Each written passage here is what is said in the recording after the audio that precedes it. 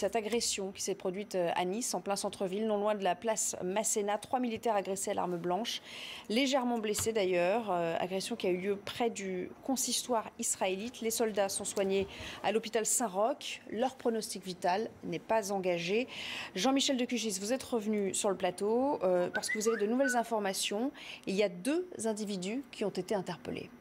Oui, 2 individus. Alors attention, la deuxième personne qui a été interpellée un peu plus tard, à 16 h, n'est pas directement liée à l'agression des 3 militaires. En fait, c'est quelqu'un qui avait été aperçu en compagnie de l'agresseur dans le tramway au moment où ils avaient été contrôlés et qui a été retrouvé grâce à un travail de police rapide à partir des caméras de surveillance. On ignore encore le rôle exact de cette personne dans cette agression.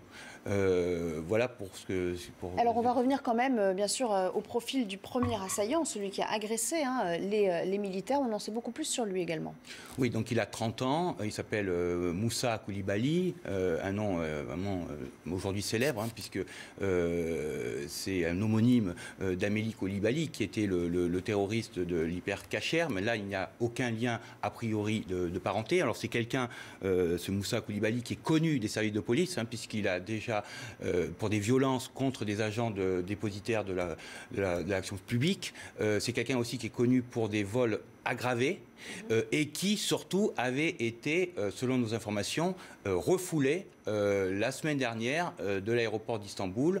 Est-ce qu'il essayait de partir en Syrie? Sans doute. En tout cas, il a été refoulé. On ne sait pas exactement pourquoi, peut-être à cause de son patronyme. En tout cas, il avait été contrôlé par la police de l'air et des frontières à la PAF donc, de Nice.